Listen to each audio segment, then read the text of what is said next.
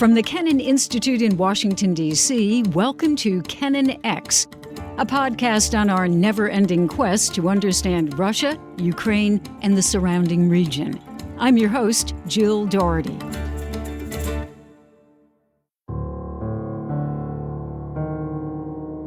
A shocking number of Kremlin opponents have died of poisoning. Back in the Cold War, there was Georgy Markov, a Bulgarian dissident who died after a KGB agent stabbed him with an umbrella tipped in ricin. In Ukraine, presidential candidate Viktor Yushchenko was disfigured by poisoning. Journalist Anna Politkovskaya drank poison tea. Alexander Litvinenko, a former FSB officer who criticized the Kremlin, died after being exposed to polonium-210, a radioactive isotope. Then there was Sergei Skripal, Vladimir Kara-Murza, and, of course, Alexei Navalny. Recently, there have been reports that 3 Russian women who now live outside of Russia, 2 of them journalists, are likely to have been poisoned. Natalia Arno, head of an organization that supports civil society and democratic development in Russia, is one of them. Well, this happened to me in early May. I was on my European trip to Berlin and Prague.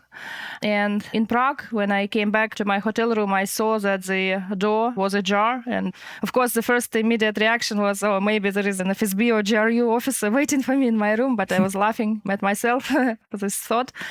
And of course, more natural reasoning was that probably the maid forgot it. So it was quite weird because I travel a lot. I am very often on planes and live in different hotels. And this is the first time I've ever saw the hotel door open.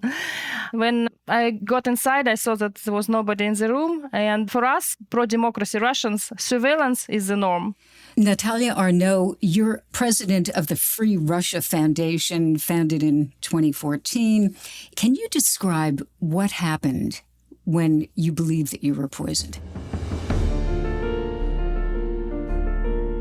We are very used that we are being watched, that we are being recorded for discreditation purposes or for any criminal cases against us and so on and so forth. So the first reaction was that probably my room was bugged, and I started to check my room for any listening or recording devices. I checked my clothes, my suitcase, my room.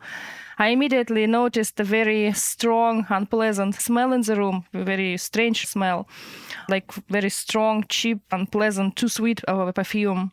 But I didn't find any devices, any bugs in the room, and I changed and went out to have more meetings outside of the hotel. When I came back, the smell wasn't as significant, and I worked a little bit more, and I went to bed quite late. But 3 hours later, at 5 a.m., I woke up from a very sharp dental pain. And again, for the first reaction of a normal person is, yes, you have a toothache, you need to see a doctor. This is exactly what I felt. I asked my son, to make an appointment for the dentist. And I also understood that I won't be able to stay in Prague for another day, go back by train to Berlin, have more meetings in Berlin, and so on. So I immediately changed my flight for the earliest available flight. It was 9 a.m. I came back to the United States. And this is when, flying back to the US, this is when I started to understand what is happening to me, to my body.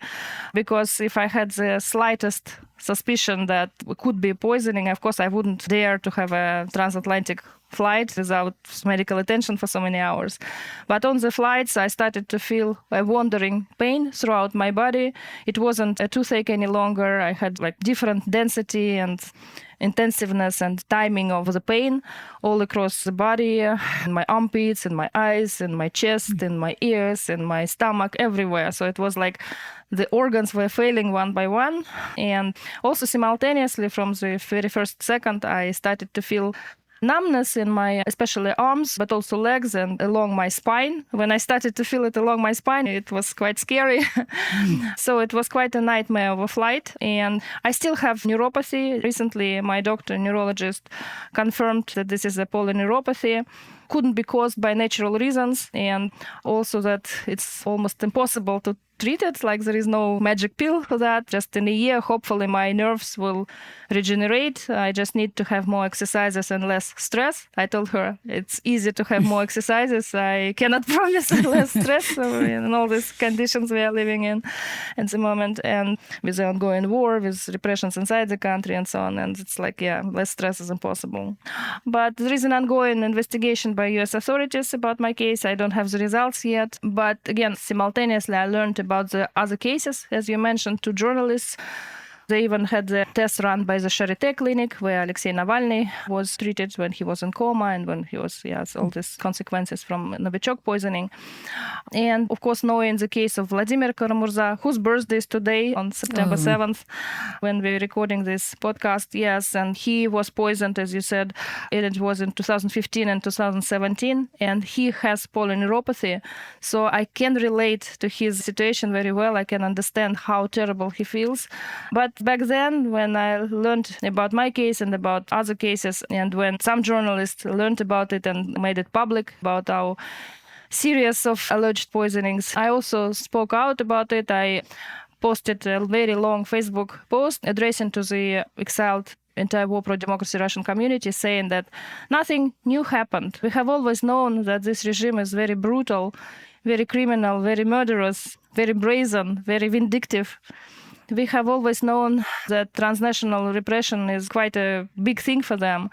We have always known that poisoning is in their arsenal of attacking and silencing their opponents. And extrajudicial killings is not something new as well. There were murders or attempts to murder in so many European capitals, in London, in Berlin, in Vienna, and so on. So nothing new. What it says, unfortunately, it's quite weird badge of honor, not only when they designate us as foreign agents or undesirable organizations, but also when they attack us, when they target us, when they try to poison us and silence us in this way. It means that we are very efficient, we are very impactful, we do something that irritates the Kremlin. And this is one of the things that is still left for them, how they can target us in the democratic world.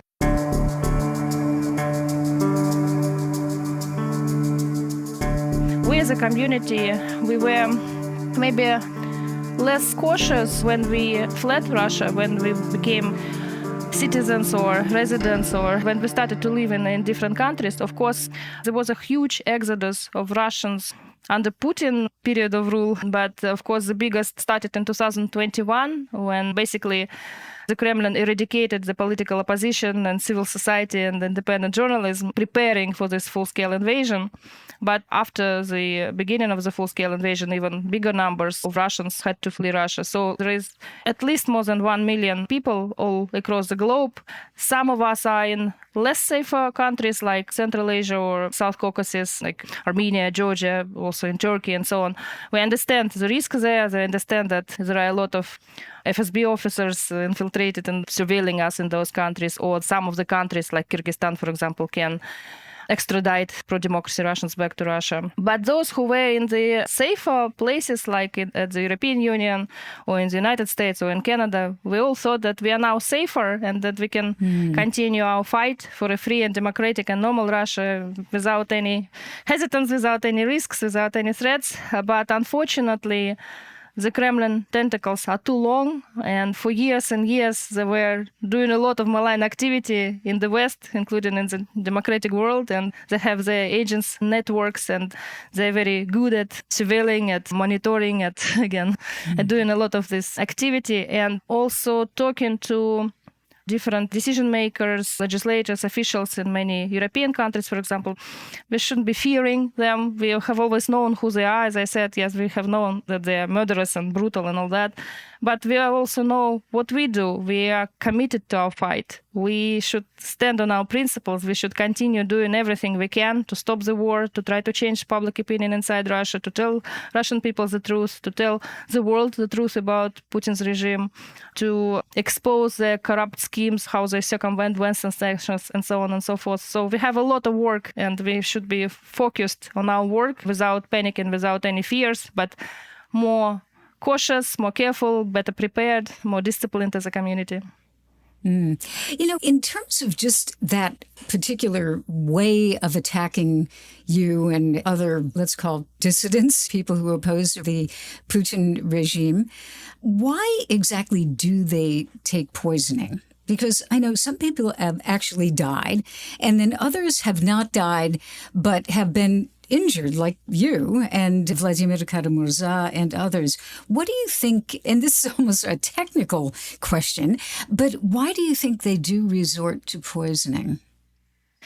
Very interesting question. I also think about it a lot and about just why they do what they do all the time. If they think they have the strongest support, why do they need to eliminate the opponents running for elections? Like, again, last Putin's elections, yes, in 2018, yes, why he needed to assassinate Boris Nemtsov very close to the Kremlin, why he needed to have all these criminal cases against Alexei Navalny, all the main opponents to him. If he is so sure in his popularity and how his regime works, why he needs to do that? Why he needed to attack Ukraine like he did, not only in 2022, but back in 2014.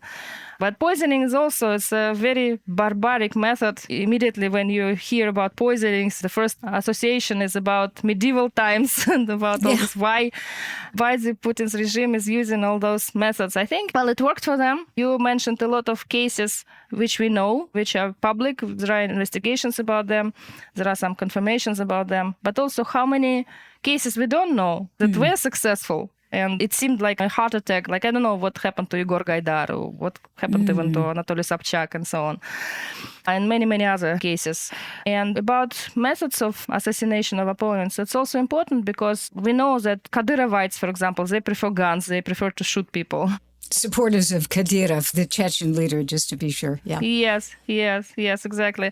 But when it's poisoning, it's more typical for GRU about the operations. Again, maybe because, well, there were some laboratories and you can read and see what Andrei Soldatov and Irina Baragan were writing about it. And again, laboratories of how to eliminate your opponents. And they were mastering it for so many years. They tried different kind of poisons. We know that with Litvinenko it was polonium. Then they used Novichok, more likely against Vladimir Kara-Murza, definitely against Alexei Navalny, and so on. And there is something new because in the recent insider investigation, they already are saying it's not Novichok any longer. And it looks like it's something more for mass production, more like, again, sprayish, something what, again, for example, I felt in my hotel room that there was some different strange smell in the room.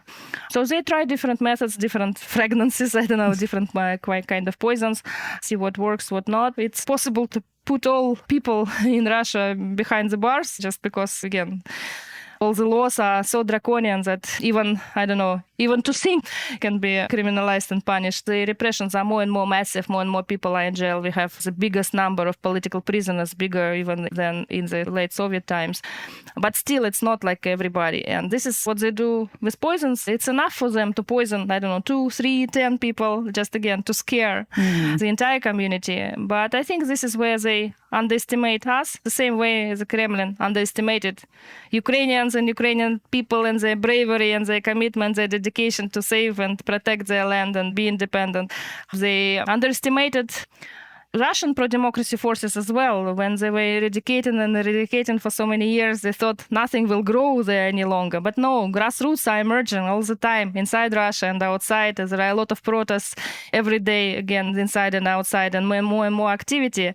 So, again, we see the clear path, and we, pro-democracy Russians, not only the first victims of Putin's regime, of course, not the biggest, Ukrainians are, but we were the first targeted by the Kremlin's regime, first targets to be silenced and murdered and jailed and forced out of the country. And we are the first to tell the world about the danger of this regime, that the internal repression will not stay in its borders. It will be external aggression, inevitably. But also we are the agents of change. We are the only force that is believing that Russia should be and must be democratic, and only democracy in Russia is a guarantee of sustainability of Ukraine's victory and a key factor of security and stability in the region and globally. Only we can bring those changes. And I think it's important for the Western community to understand this, to treat us as their asset. It's not only that we are a problem or a headache for Europe, for example. It's not only that we are asking for visas or bank accounts. No, we are expertise. We are those who know the Kremlin's regime better than anybody. We can help Western governments, democratic governments, to be better prepared to formulate a better and very smart strategy how to counter this regime. We know so much, we experience so much. It's very often Russian people, Russian journalists or activists who exposed the crimes of the Kremlin regime. It was a Russian journalist who was the first to discover Prigozhin's factories of trolls, for example, and then the Western media picked it up. Or it was a Pskov politician and a Pskov newspaper who wrote first about the direct military invasion of Eastern Ukraine back in 2014, and so on and so forth. So we are the ones who know how this regime works, how it thinks. We know how Russian people think and how they behave, and we are the ones who can influence that. And it's very important for the West to work with us together. We are the best allies. It's what we always ask. Don't judge us on the basis of our ethnicity, of our citizenship. Judge us on the basis of our values and of our actions. It's very important. But talking about, let's say, inside Russia right now, I mean, obviously your purpose is democratization and making Russia a democratic country. But right now, there really is a feeling, right or wrong, in the West that a lot of Russians support the regime, and very, very few people are talking about any democratic movement right now in Russia. And yet you're saying there are signs. So give me some signs. What is happening inside of Russia that really gives you hope that it could eventually be a normal democratic country? Thank you. It's a good question. Usually when I read newspapers, especially, or talk to some sociologists or some politicians, it's very often that it could be demoralizing and it could be like no hope. But since my organization and many of our partners, we work with Russian people. We work both inside Russia and outside with the exiled Russian community. We see how much is happening, how active they are, how committed all of them are, especially young people. It was a very big surprise to see that despite all this level of propaganda and all these educational reforms and, of course, all this repressive legislation, that still a lot of people understand what's going on.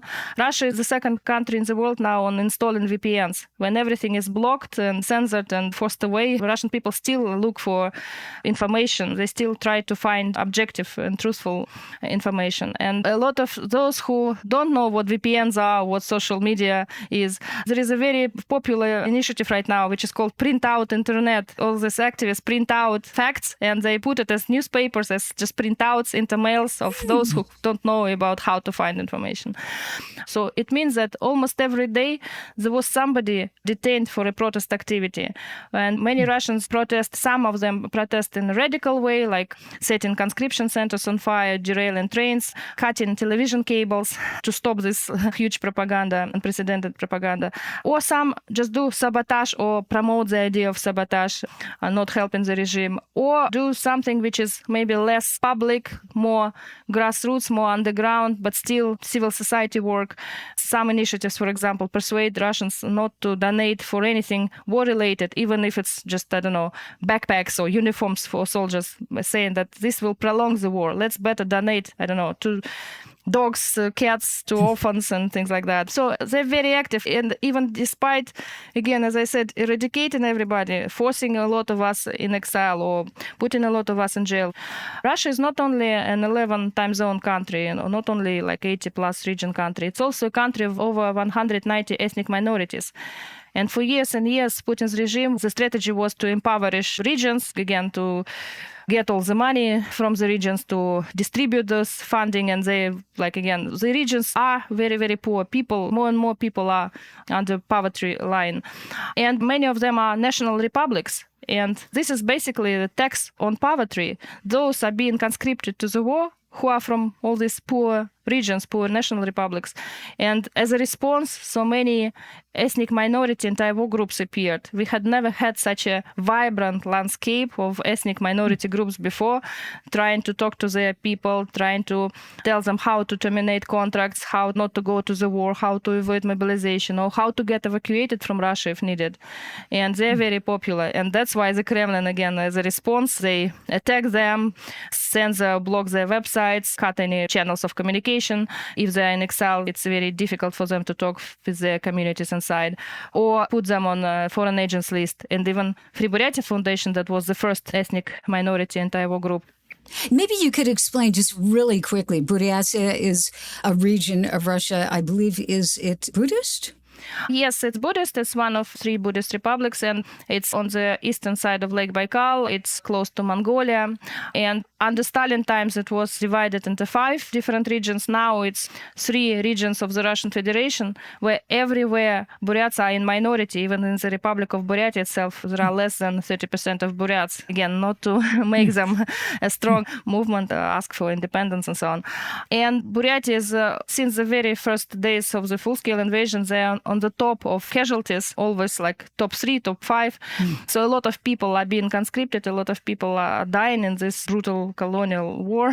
And that's why the response, again, Free Buryatia Foundation was the very first ethnic minority anti-war organization, and the very first to be on the foreign agents list, and the very first to be on the undesirable list. And yes, it gives us hope, because we see people, we see their commitment, we see how much they are doing, but also, even if the entire world is skeptical about prospects of Russia, we, pro-democracy Russians, we cannot afford to be skeptical. We should have this vision of a free and democratic and normal Russia, and we should fight for it every day.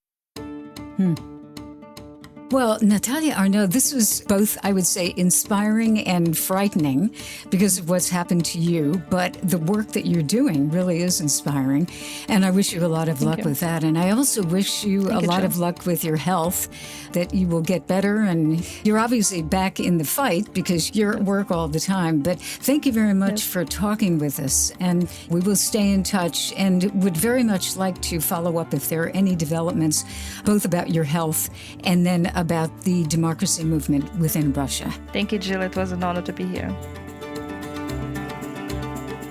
Kennan X is a product of the Kennan Institute at the Woodrow Wilson International Center for Scholars in Washington, D.C. It's the Wilson Center's oldest program, founded in 1974 by George F. Kennan, American statesman, James Billington, historian and former Librarian of Congress, and historian S. Frederick Starr. Inspired by them, the Kennan Institute's mission is to improve America's understanding of Russia and the wider region. Thanks for listening.